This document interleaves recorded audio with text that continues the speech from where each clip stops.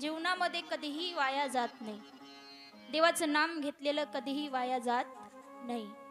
म्हणून कुठलंही शुभ कार्य करत असताना सुरुवातीला सर्वप्रथम देवाचं नाव घ्यावं. शुकाचार्यांनी या ठिकाणी भगवंताचं नामस्मरण करून चिंतन करून भागवत कथा सांगायला आरंभ केली. आणि त्यांनी विचारले त्या ठिकाणी राजाला, राजा तुझा काही प्रश्न असेल तर तू विचार, तुला काय जाणून घ्यायचंय ते तू विचार. तेव्हा राजाने प्रश्न केला, गुरुदेव मला सांगा या सृष्टीची निर्मिती कशी झाली. प्रत्येकाच्या मनामध्ये डोक्यात हा प्रश्न येतो की हे जग निर्माण कसं झालं असेल. यात एवढ्या अनेक गोष्टी, या निर्माण करणारा कोण आहे, कशा प्रकारे हे निर्माण झालं. तर हाच प्रश्न परीक्षिती महाराजांनी विचारलाय. या जगाची, या सृष्टीची निर्मिती कशी झाली हे मला सांगा. तेव्हा श्रीमन महर्षी शुकाचार्य सम्राट परीक्षिती राजाला सृष्टीची निर्मिती कशी झाली, हे जग निर्माण कसं झालं हे सांगतात. पूर्वी या पृथ्वी तलावर काही सुद्धा नव्हतं. एकटा परमात्मा होता, बाकी एकही प्रकारचा जीव पृथ्वी तलावर नव्हता. तेव्हा देव पाण्यामध्ये निवास करतात ना. भगवान परमात्मा पाण्यामध्ये विश्रांती घेत आहेत, पहुडले आहेत. आणि मस्त मनामध्ये त्यांनी विचार केला की आपण एकातून अनेक व्हावं आणि या सृष्टीवर वेगवेगळ्या जीवांची निर्मिती व्हावी. यासाठी मनात संकल्प केल्याबरोबर त्यांच्या नाभीमध्ये कमळ निर्माण झालं आणि कमळावर ब्रह्मदेव निर्माण झाले. तेव्हा भगवंताने ब्रह्मदेवाला आज्ञा दिली की ब्रह्मदेव तुम्ही सृष्टी सृजन करा, नवीन नवीन जीवांची निर्मिती करा. तेव्हा ब्रह्मदेवाने सृष्टीच्या कार्याला आरंभ केला. भगवंताच्या आज्ञेने सृष्टी कार्य आरंभ केलं. सर्वप्रथम मानसिक सृष्टी बनवली, 4 कुमार बनवले, त्यांना सनकादिक म्हणतात. त्या सनकादिकांना लग्न करण्याची आज्ञा दिली, पण सनकादिकांनी लग्नासाठी नकार दिला. प्रपंचात पडायचं नाही असं त्यांनी ठरवलं आणि सांगून टाकलं, पिताजी आम्हाला संसारात पडायचं नाही. तेव्हा ब्रह्मदेवाने त्यांना शाप दिला, तुम्ही माझे मुलं असून माझं ऐकत नाही तर तुम्ही कधीच मोठे होणार नाही. तुमचं वय हजारो वर्ष वाढेल पण तुम्ही शेवट 5 वर्षाचे बालक राहाल.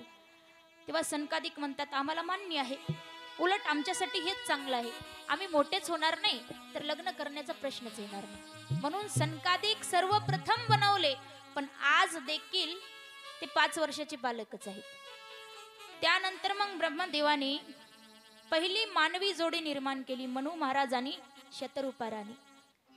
आणि या दोघांचा विवाह झाला आणि या दोघांना या पृथ्वी तलावर राहायला सांगितलं.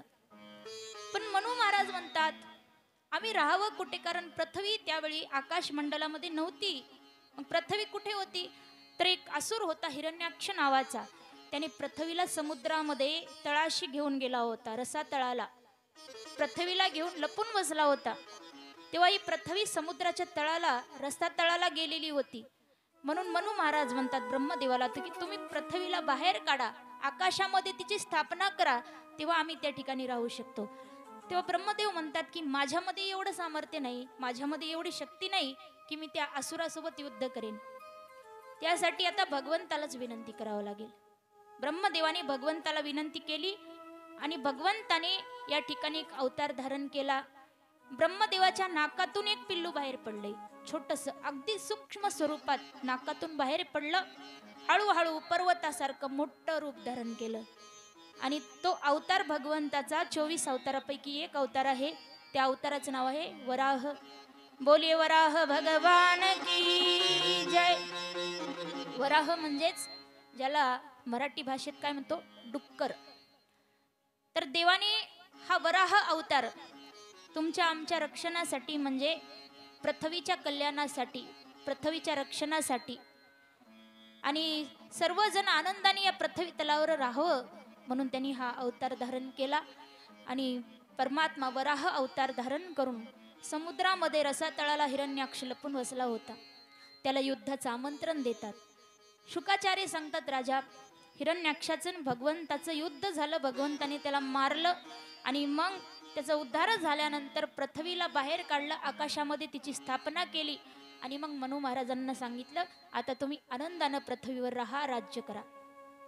तेव्हा परीक्षिती महाराजांनी विचारलं की गुरुदेव हा हिरण्याक्ष कोण होता, याच्याविषयी मला जरा सांगा. तेव्हा शुकाचार्य सांगतात हिरण्याक्ष हा ऋषी कश्यपांचा मुलगा होता. परीक्षिती राजाला नवल वाटलं की एका ऋषीचा एक असा राक्षस मुलगा कसा काय असू शकतो. कश्यप तर एवढे महान ऋषी आहेत, एवढे विद्वान आहेत, एवढे महान की जर एखाद्याला आपलं गोत्र माहीत नसेल तर त्याने कश्यप नाव घ्यायचं. कश्यप हे सगळ्यांचंच गोत्र आहे. जेव्हाही आपण देवाचा अभिषेक करतो तेव्हा त्या ठिकाणी आपलं गोत्र सांगावं लागतं. मग तुम्हाला जर ब्राह्मणाने विचारलं तुमचं गोत्र काय, आपल्याला कळतच नाही काय उत्तर द्यावं, तेव्हा कश्यप म्हणायचं. लक्षात ठेवा, इथून पुढं कधी अभिषेक करू लागला देवाचा तर कश्यप गोत्र आहे असं म्हटलं तरीही चालतं, कारण प्रत्येकाचं गोत्र कश्यप आहे. एवढे महान ऋषी आहेत कश्यप, आणि अशा महान ऋषीच्या पोटी एक राक्षसी संतती कशी काय जन्माला आली ही फार कमालीची गोष्ट आहे. पण हे कशामुळे घडलं त्याला एक पाठीमागे कारण होतं. कश्यपांच्या अनेक पत्नींचा इतिहास आलेला आहे. कश्यपांना अनेक बायका होत्या. त्यापैकी एक जोडी होती की कद्रू आणि विनीता नावाची. या कद्रू पासून सगळे नाग जन्माला आले. जे काही साप आहेत ना पृथ्वी तलावर, या सापांना जन्म कोणी दिला हो? कद्रूने दिलाय. कद्रू पासून सगळे नाग जन्माला आले. आणि दुसरी पत्नी जी होती विनीता, तिच्यापासून गरुड आणि अरुण नावाचे 2 पुत्र जन्माला आले. गरुड हे भगवान विष्णूचं वाहन बनले आणि अरुण नावाचा मुलगा सूर्य भगवंताच्या रथाचा सारथी बनला, असं वर्णन सांगितलं भागवतात. पुन्हा कश्यपांच्या अनेक बायकापैकी अजून एक जोडी होती दिती आणि आदिती नावाची. त्यापैकी दितीपासून राक्षस जन्माला आले, आदितीपासून सगळे देवता जन्माला आले. मग या दिती नावाच्या पत्नीला राक्षस संतती का जन्माला आली याचं कारण भागवतामध्ये सांगितलं गेलं आहे की शास्त्र असं सांगतं की संध्याकाळच्या वेळी काही कर्म निषिद्ध मानले आहेत. संध्याकाळच्या वेळी काही कर्म करायला शास्त्राने मनाई केली आहे. तर ते कोणते कोणते कर्म आहेत? संध्याकाळच्या वेळी महिला मंडळ ध्यानपूर्वक ऐका. संध्याकाळच्या वेळी कधीही भांडे घासायचे नाहीत, घर झाडून काढायचं नाही. एकतर दिवस असताना तुम्ही घर झाडा, नाहीतर पूर्ण अंधार पडू द्या, त्यानंतर घर झाडा. पण दिवस मावळत असताना त्यावेळी घर झाडायचं नाही, भांडे घासायचे नाहीत. कारण का? संध्याकाळच्या वेळी महादेव घरोघर फिरत असतात. समजा त्यावेळी महादेव तुमच्या दारात यायचे आणि तुम्ही घर झाडायचं आणि कचरा त्यांच्या तोंडावर जायचा, मग ते नाराज होतील. म्हणून संध्याकाळच्या वेळी हे काम करू नका. संध्याकाळच्या वेळी माणसाने जेवण करू नये.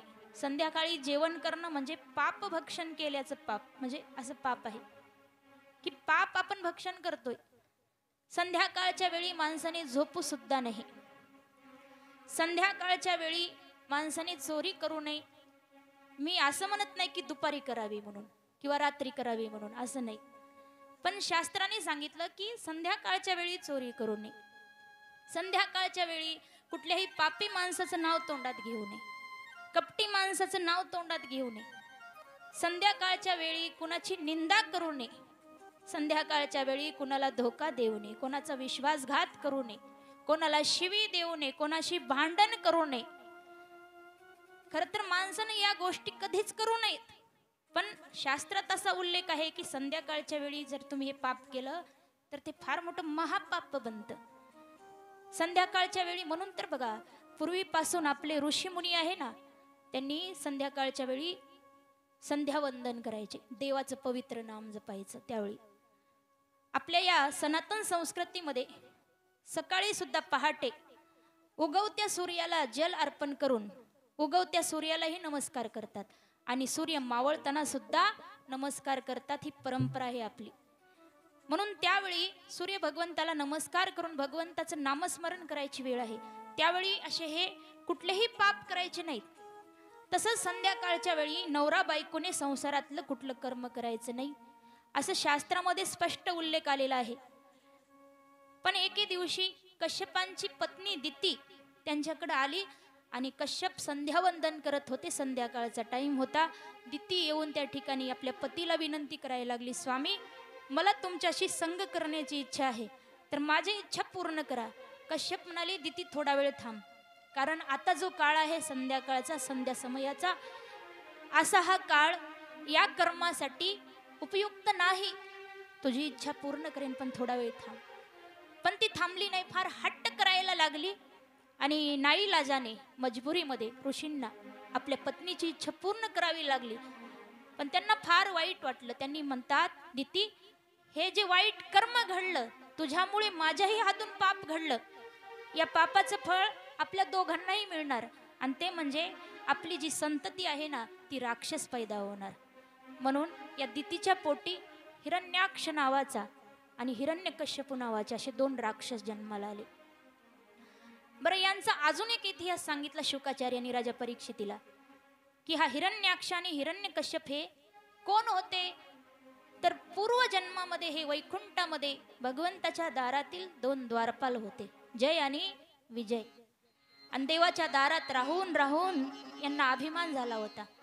अहो, साधं एखाद्या आमदारासोबत जर एखादा माणूस राहत असेल तरी त्याला घमंडी येते, अभिमान, मी आमदाराचा चमचा आहे म्हणून.